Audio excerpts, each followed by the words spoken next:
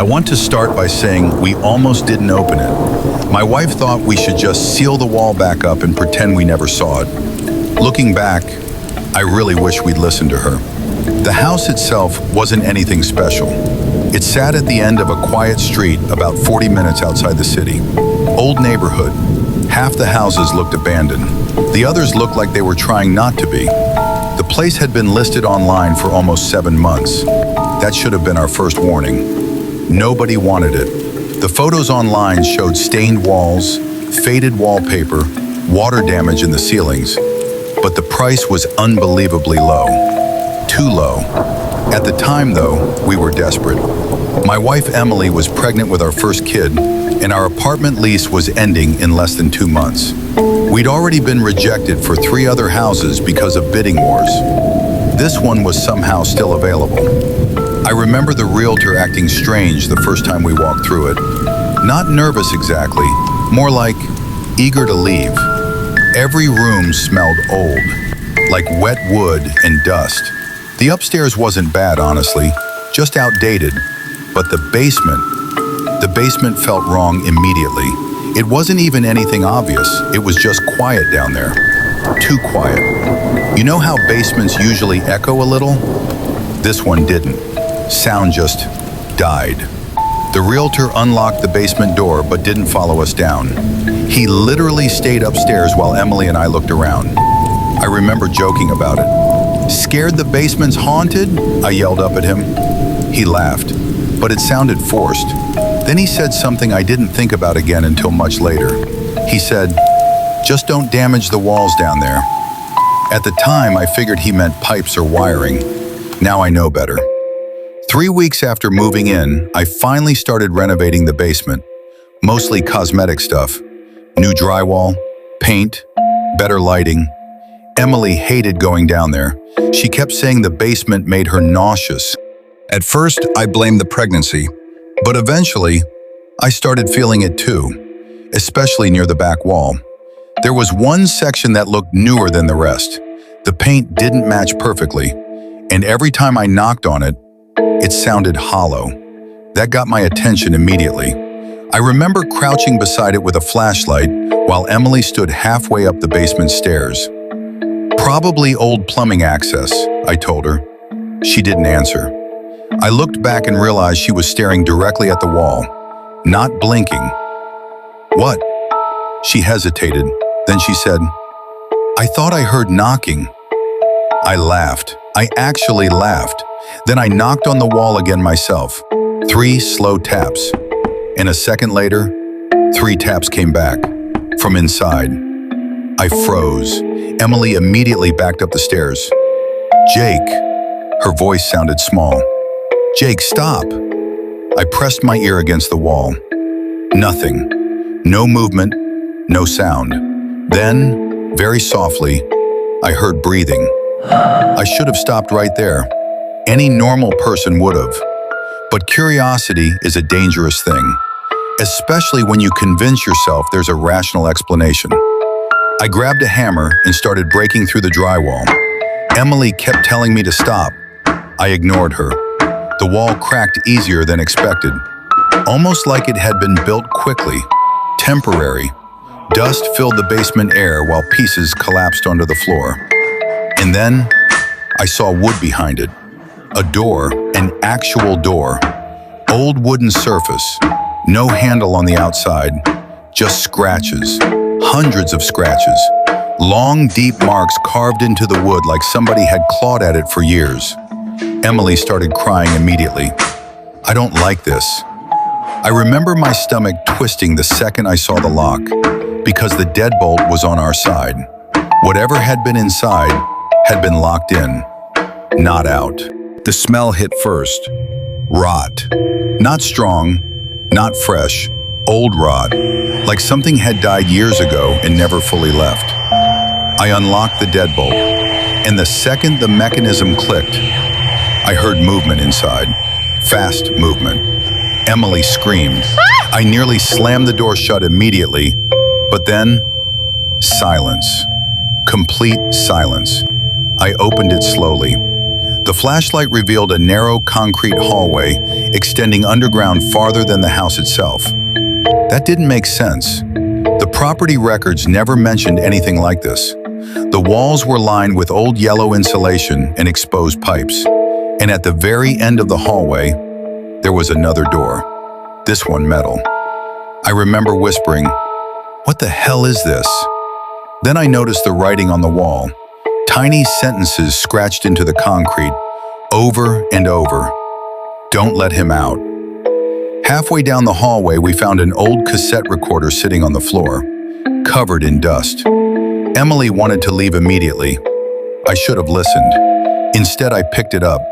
There was already a tape inside, and when I hit play, a man's voice filled the hallway, weak, exhausted, terrified. He said, "If anyone finds this, do not open the second door." The tape crackled.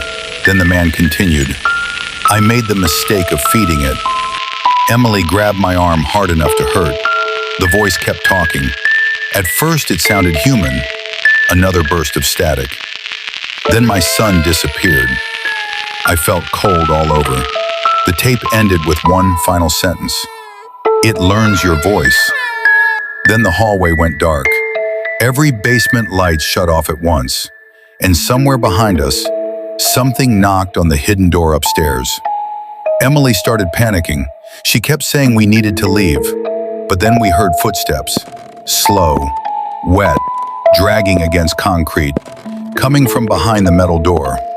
I raised the flashlight toward it, and the footsteps stopped instantly. That silence. It was worse than the noise. Then a voice came from the other side. My voice. "Jake." Exactly my voice. Perfectly. Emily stared at me in horror. Then it spoke again. "I'm stuck." I couldn't breathe. Every instinct in my body screamed at me to run. But the thing behind that door kept talking, using my voice, begging, crying, then laughing. That laugh. It sounded wrong, like multiple people laughing together slightly out of sync. Emily pulled me backward. That's when we noticed something on the floor near the metal door. Fingerprints, fresh ones, leading away from it, not toward it, away. Something had already gotten out. We sealed the basement door shut that night. I pushed shelves in front of it. Emily wanted to call the police. But what were we supposed to say? There's a voice under our house? Around 2 a.m., I woke up to whispering. At first, I thought it was Emily talking in her sleep. Then I realized she wasn't beside me. The bathroom light was on, and I could hear her voice downstairs, in the basement. I ran down immediately. The basement door was open. The shelves had been moved, and Emily was standing in front of the hidden hallway entrance, completely still, facing the darkness. "Emily," she didn't answer. Then I heard it again, my voice, from inside the hallway. "Bring her closer." Emily slowly started walking forward, like she was sleepwalking. I grabbed her arm and pulled her back. The second I touched her, every light in the basement exploded. The next morning, I drove to the county records office. I needed answers. The woman at the desk recognized the address immediately. That alone scared me. She disappeared into the back room and returned with an old newspaper folder. 3 families had lived there before us, all gone, missing. One article mentioned the original owner, a man named Walter Vane, former contractor, accused of kidnapping people during the late 80s, never convicted. Police searched the house twice, never found evidence. Then I saw the final article. Walter Vane had died inside the home, but neighbors claimed they still heard voices beneath the basement for weeks afterward. I asked the clerk if anyone ever searched under the walls. She looked confused. Then she said something I still think about every day. There isn't supposed to be a basement on that property. I went back down there alone. I needed to know what was inside that metal door. Part of me wishes I'd never gone back. Another part knows it wouldn't have mattered, because I don't think it ever planned on staying hidden. The hallway felt different this time, warmer, like something had been breathing down there for hours. The metal door was already open, just slightly. I could hear movement inside, wet movement. Then I saw it, not fully, just enough. Human limbs, too many of them, bent in impossible directions. Faces, pressed into flesh like melted wax, and all of them whispering at once, repeating voices they'd heard. Mine, Emily's, the realtor's, even the old man from the tape. The thing moved toward me without walking, like its body dragged itself in pieces. And then every face on it smiled at once. I ran.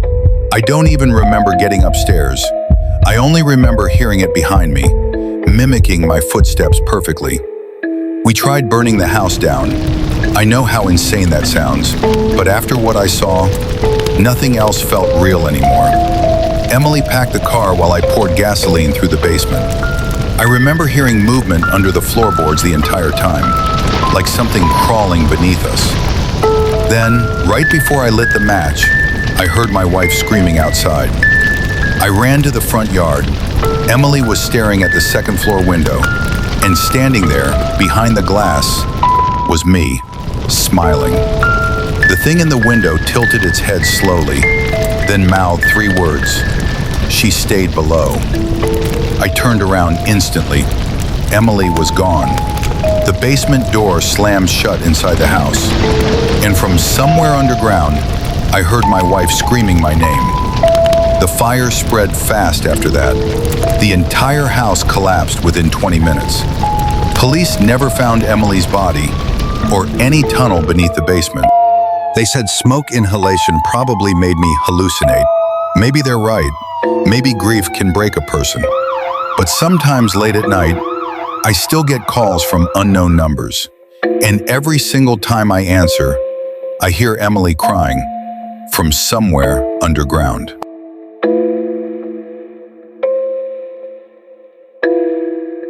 If you enjoyed this story, make sure to subscribe and turn on notifications for more dark, disturbing, and terrifying horror narrations every week.